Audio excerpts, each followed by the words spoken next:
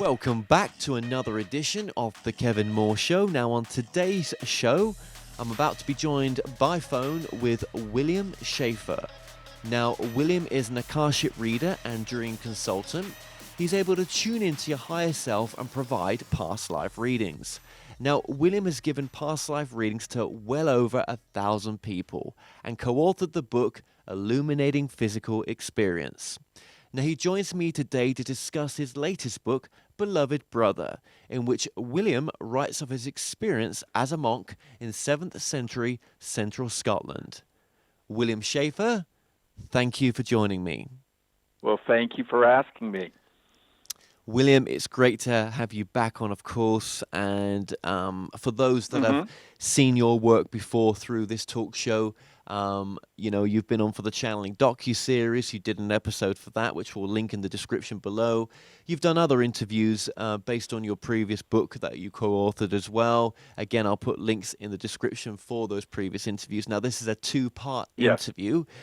This first part is obviously looking at the book that you've just written, and novel. And the second part will be, looking at the current situation that we all face right now. With lockdown, and what it means from an Akashic reader's point of view, like yourself, that channels the higher self. So, I think to begin with, just briefly let the audience know the work that you used to do and also what you do now. I used to teach on spiritual development. I did that for many, many years, but I'm retired from that now. Gave a lot of lectures on different aspects of spiritual development.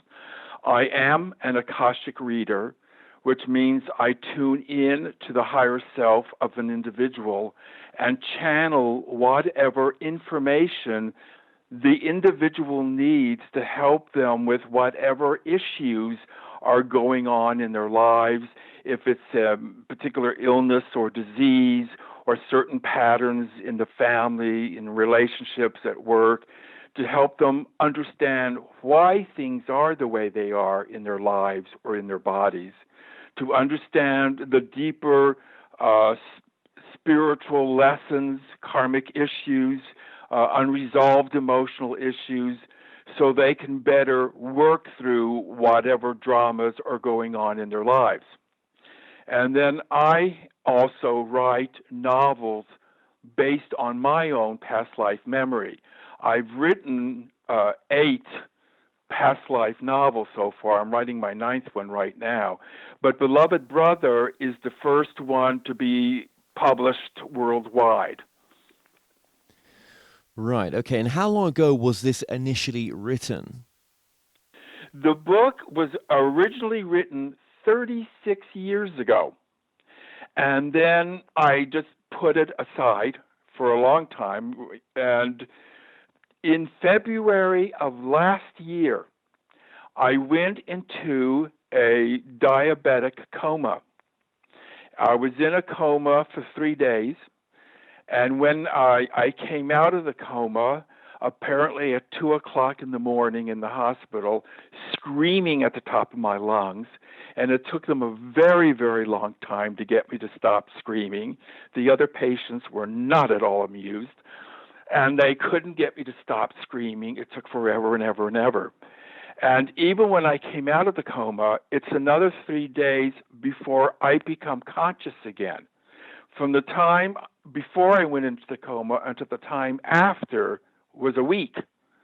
But for 3 days, I was apparently conscious and doing things normally, but I have no awareness of it until the 4th day of coming back to consciousness.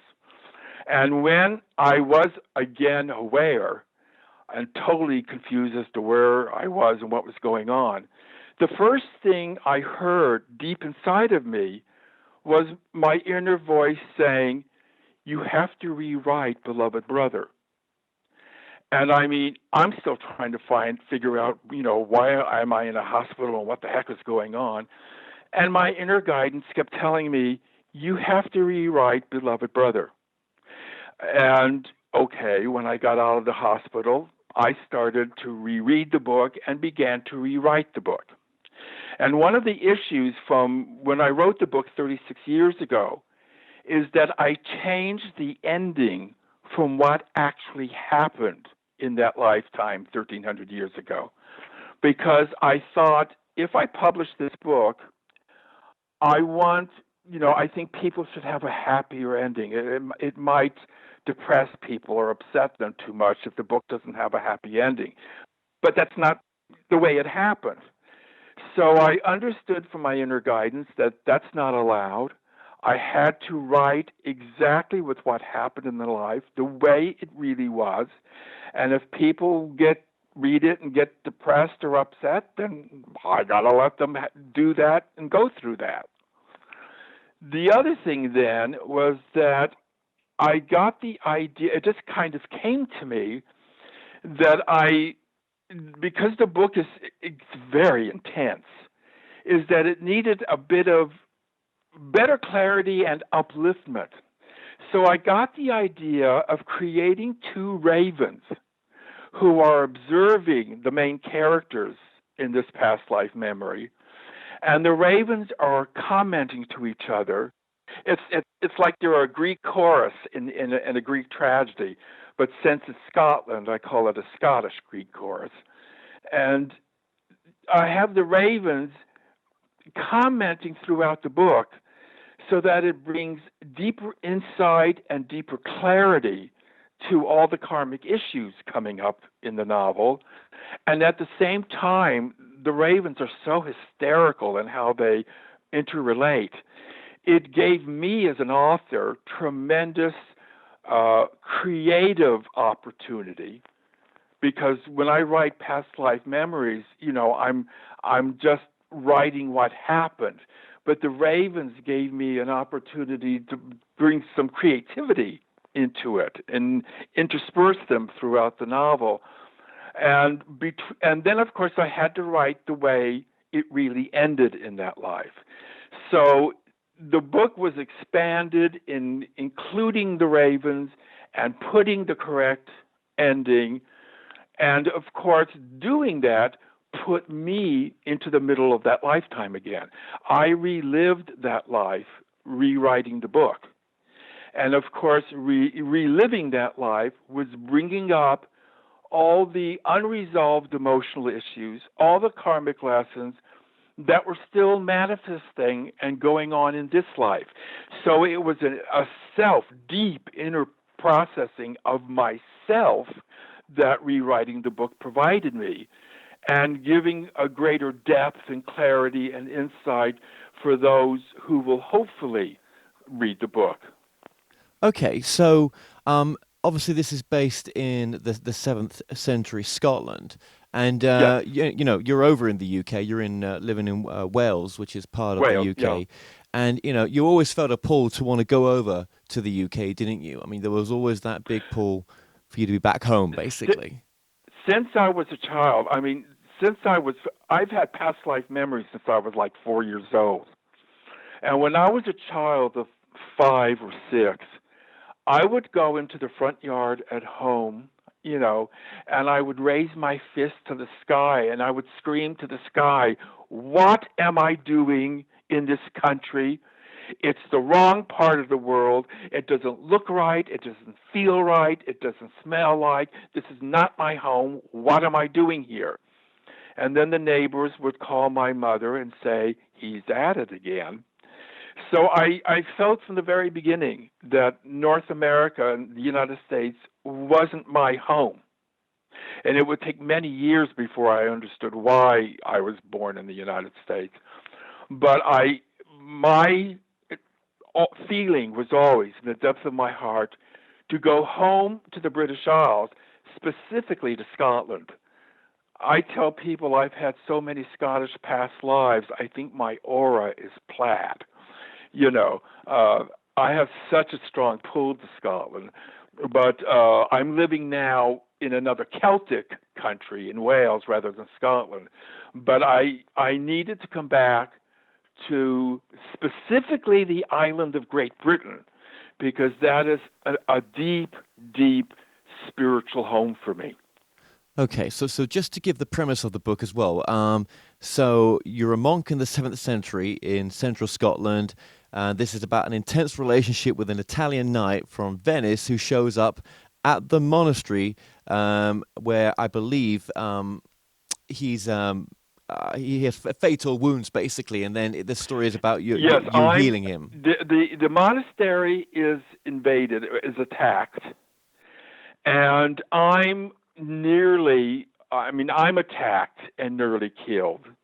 And this Venetian knight shows up and saves me, but is nearly killed himself in the process. And then I'm assigned to take care of him.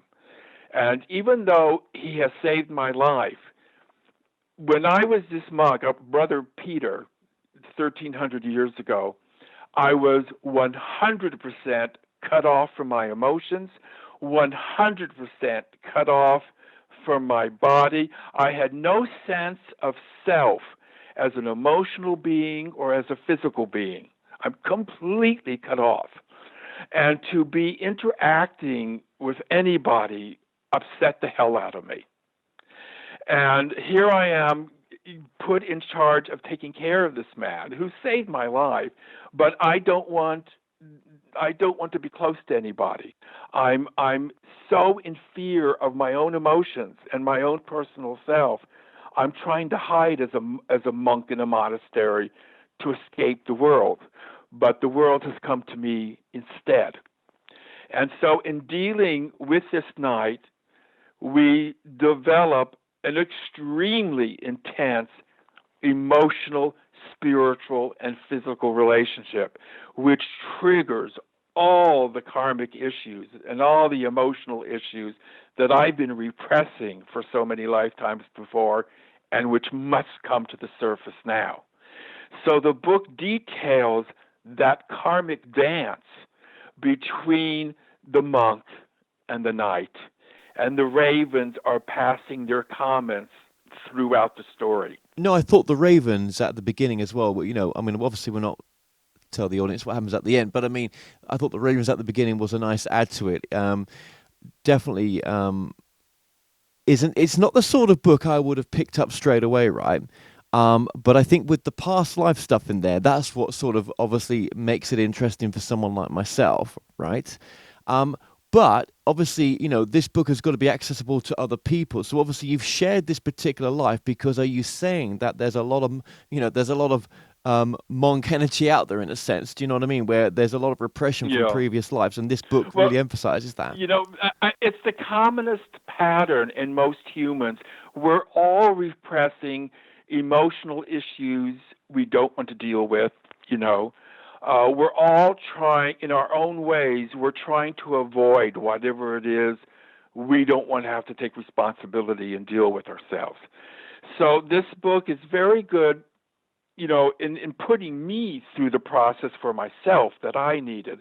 I'm hoping that it helps people to recognize how they can see in themselves how they are resisting or fearing or denying certain emotional issues or certain life or world issues that they're afraid to deal with.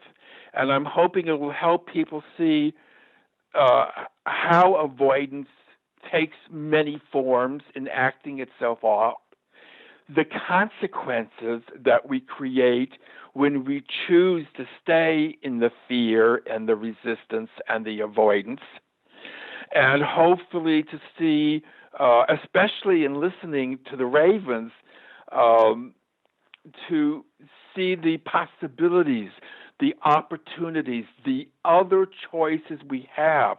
So we don't just keep going on, life after life after life, acting out the same lessons again and again and again until we're finally willing and ready to take ownership and responsibility for them and to work with them. So when you're bringing this book through, when you brought this book through, should I say, it was, you say obviously that you're channeling, and we've had this discussion on previous interviews, but this is really your higher self coming through with this information. Yes. Yes, I mean, my higher self is dictating to me the information from the past lives. Sometimes I get a lot of visions with the narration. Sometimes I'm able to see clearly what I'm writing and what's being dictated to me. Quite often, I relive the emotions that I went through at the time when I'm writing about it. When I rewrote this book, I would be crying and crying, which made it really difficult to type, let me tell you. But I did a lot of crying rewriting this book, and I realized that I was letting out the emotions that I did not let myself express 1,300 years ago, and which I had been repressing in all the lifetimes in between. And that was creating a lot of the health issues that I was acting out in all those ensuing lifetimes. So, working through the emotional issues through the book was bringing up a lot of the physical symptoms I experienced in this life and helping me to work with that. And the emotional processing then brings improvement to the physical state of the body. And this is another issue that I want people to benefit from in reading my past life novels, is to be able to put themselves in the same process so they can alleviate or heal or transform emotional and physical symptoms within themselves to bring themselves to a state of more peace or calm or happiness within themselves. Well, yeah, absolutely. But it took you to go through almost a coma to rewrite this. I mean, were you surprised when you started rewriting it and you finished it, that you was able to get it published? It was a shock to me to get it published. I didn't think that was ever going to happen. And of course, when I rewrote the book, I understood clearly. Yeah, I mean, my diabetes was how I went into the coma, but that didn't answer why. The diabetes was just the how. The why was the need for me to finally meet these emotional and karmic issues that I've been putting off for centuries that I had to deal with now. And I got to a point in the book where I was at one point screaming and screaming and screaming. And then I understood that when I went into the coma, I relived the whole life while I was in the coma and came out at that particular point in that lifetime with the screaming. So I understood why the screaming when I came out of the coma. And I had to reread the book as I was rewriting it. And again, the crying and the crying and the tears and all this stuff.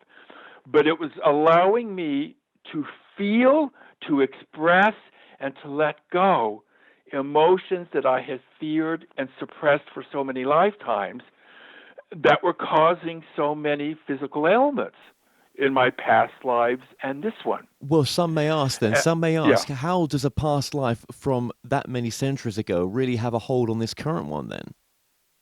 Well, linear perception is only in this dimension.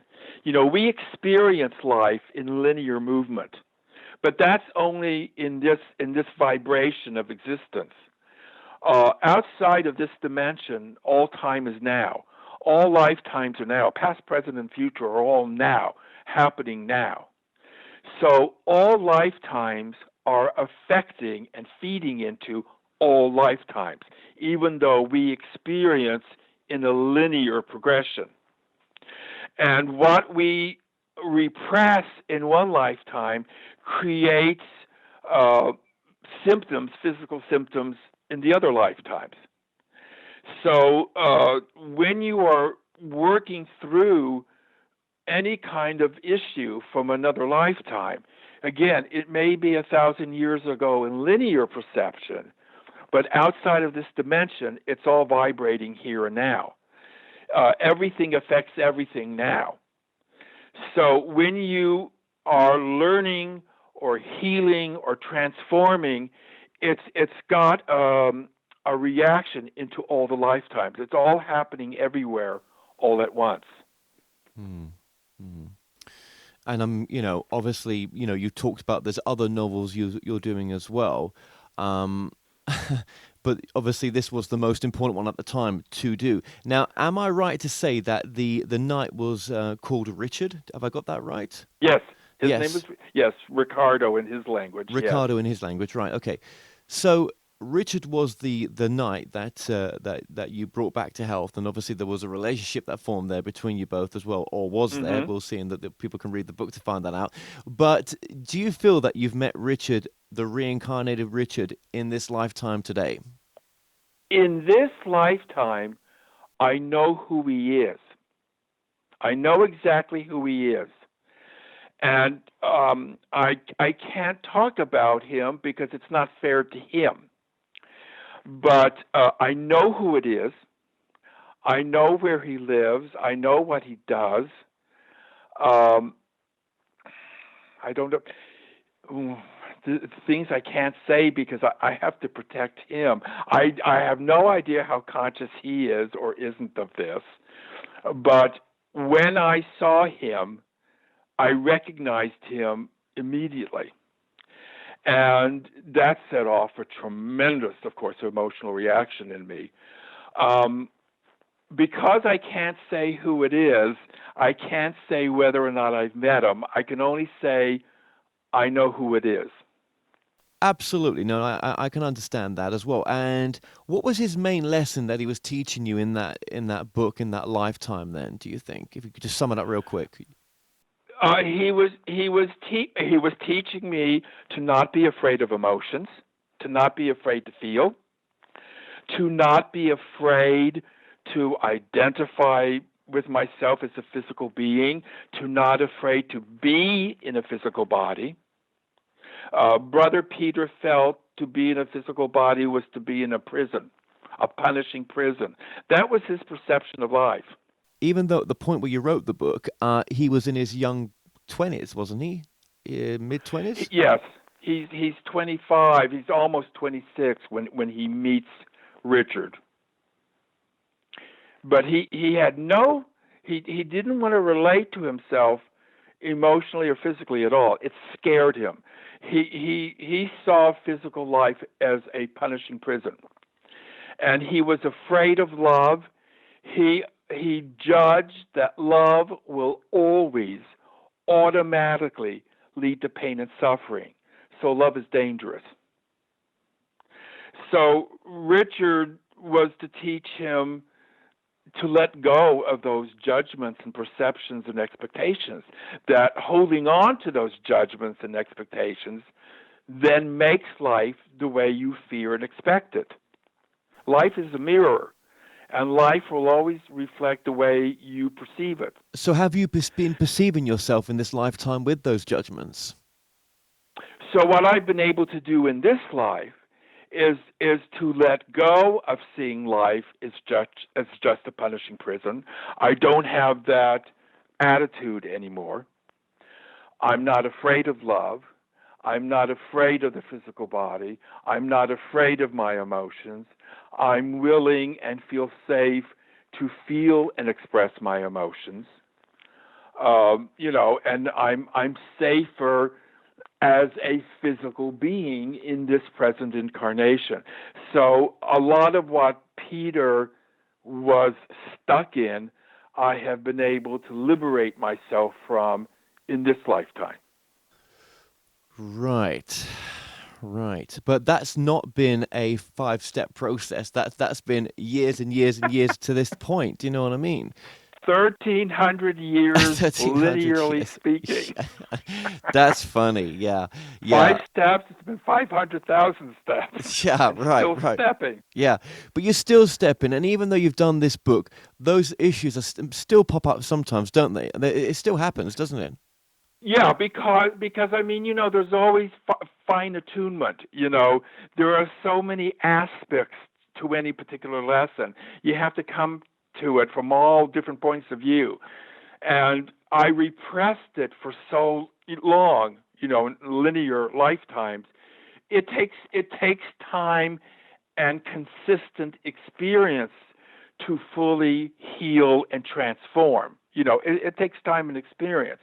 So I'm still in the process of it, but it doesn't bring up fear. It doesn't bring up automatic negative expectation. Um, I'm more willing and flexible with it. So that's in itself is showing me the improvement that I have made in this lifetime. Writing a past life memory is great therapy, and it really works wonders for me.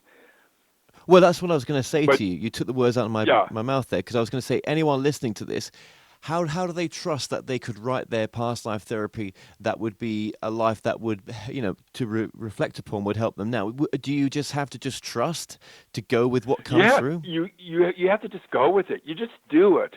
A lot of people trip themselves up overthinking, overanalyzing, and especially overjudging. Don't judge your feelings or your experiences. Go with it. If you feel you are having a past life experience, go with it. Don't worry about is it real or illusionary. If you have some memory which you think is a past life memory, ask yourself, what is this telling me about myself? What's it teaching me? If it's teaching you something beneficial and helpful and supportive for you, then great, go with it. Who cares if it's imagination or not? Don't over worry about that. But it is ultimately relaxing into yourself, not getting so mentally hyped about it, but just go with it. Let yourself do it, and then just feel, what is this telling me about myself? How is this helping me? What is it showing me that is beneficial and helpful for me? And go with that and appreciate that. Do you think you've met a lot of people in your life, in this lifetime, that you've knew before from the monasteries? From that lifetime, I met all but two of all the characters in the book. I've met all but two, and the other characters I know who they are. Right. Well, when you did my past life readings, I'm not saying I'm part of this book. I'm just saying that, I remember I remember years ago when you gave us a past life reading, and it was the first time I'd met you. My father had been to see you before, and he sort of introduced us to Yes. you. And when you gave us that reading, nothing could have resonated more with me than truth. Had you said anything else, I would have thought load of rubbish. But when you told me in my reading that I'd done lifetime after lifetime in the church, no one had ever known or told me that before. And I'd never had a past life reading before. But that was the one thing that resonated for everything I was going through and have been going through in my life. Mm. That is, I cannot say how right you were. However it came through you. Do you know what I mean? Yeah. Yeah, Yeah. I I've mean, been there as well. it's. I mean, to be an Akashic reader, I have to trust. I have to trust my capacity to connect with my higher self. And I feel that many, many years ago, I learned the difference between what is my mind rattling around and what is the voice of my higher self deep within me. They're just two totally different experiences. And so I can feel what for me is the difference. So you have to have you absolute trust in yourself. You have to trust the process, and you have to be very relaxed and kind of surrender to the process.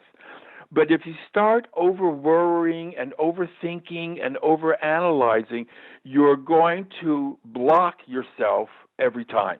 That will just stop you right then and there. It's a flow that you have to create within yourself.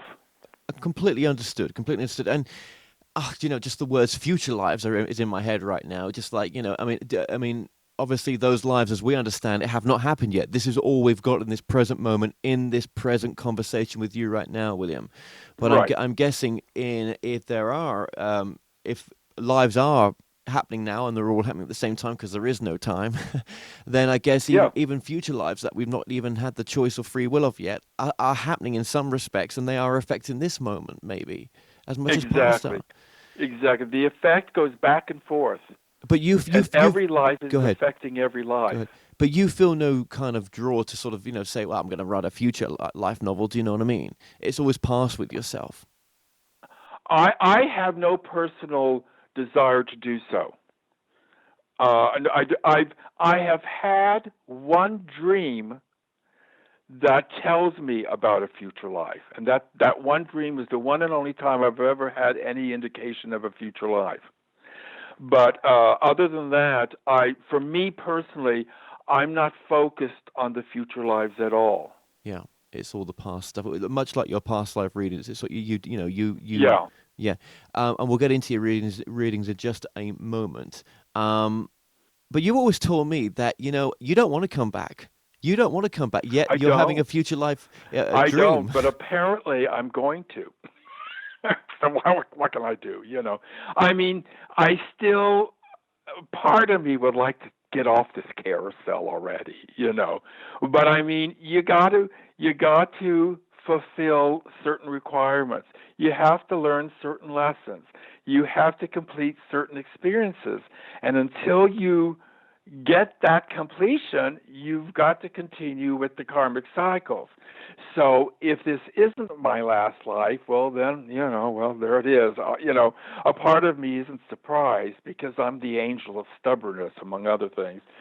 So, if I need another lifetime to clear everything up, oh well.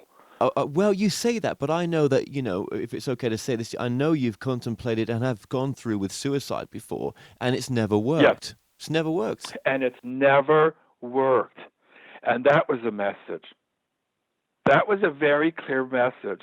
There are no shortcuts for me. And this is no statement one way or the other about suicide. There's no karmic uh, statement on suicides. There's no such thing as good or bad karma, karmic reward or karmic punishment. This is all blah blah. It's all illusion.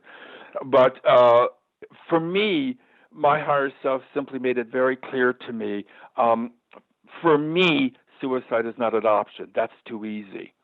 Even though it's enormously difficult, the pain and struggle and suffering you go through, even thinking about it. But my higher self has said, no shortcuts for me. So that's just for me specifically. Um, my higher self said, forget it. Well, I'm glad we can joke about it right now because you seem in a very good place with it, and I can tell by just speaking to you, you are in a totally different mind space, right? Yeah, Um, but you've had to go through that, and we all go. I think we all contemplate. I've contemplated suicide sometimes. I won't lie. Of yeah. course I have. And you It's probably and tough. we've all had other lifetimes where we've contemplated it and probably done it. But uh, rewriting Beloved Brother specifically really brought up all this holding on to fear of life and fear of pain. And the more you fear something, the more you magnetize it to you. So the greatest way to conquer a fear is never try to get rid of it because A, you can't, and B, getting rid of fear is like turning off a fire alarm without putting out the fire. Fear is there to tell you there's a fire. So if you get rid of the fear, the fire's still burning and you don't know. So fear is simply a message of something that I wasn't fully, completely dealing with. So the fears of Brother Peter, uh, I've been able to receive in this life and work with through rewriting the book. And it's given me a different perspective, and it has certainly taught me to change my outlook. My higher self is always saying to me, attitude is everything. Are you listening now? Yeah, I just heard Yeah, myself say yeah, that. yeah. You did just say that. Attitude is Yeah, everything. yeah. Just to remind you, yeah. Attitude is, well, that is so true. It is, and sometimes it can be very difficult. And I think we're going to change the conversation soon to get into, bringing this kind of full circle to where we are right now.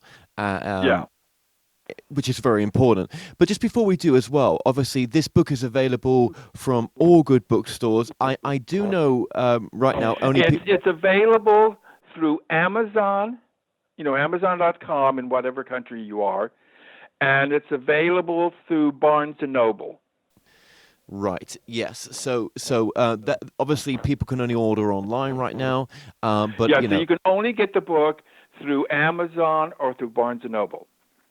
Right. Okay. Well, we're going to link Amazon and Barnes and Noble in the description for this video as well.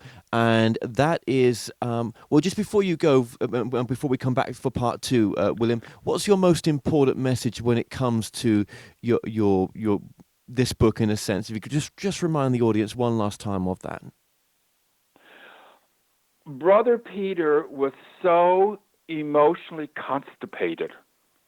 He feared life, and he wasn't living life. He was just existing.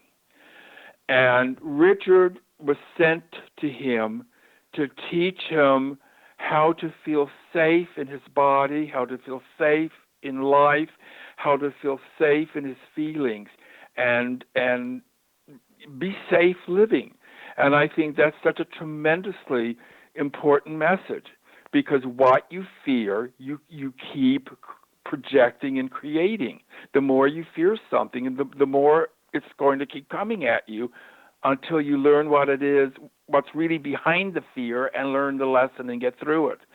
So I am hoping that I have been able now to heal and transform Brother Peter, and within myself, to help me with where I'm going from this point on. Excellent. Okay, well, we'll put your links, like we say, in the description. And I just want to say this is the end of part one, and there'll be a part two coming up where you can join us to talk about what's going on planet Earth right now and the big changes that we're going through. So, William Shaffer, thank you so much for joining us. Yes, thank you.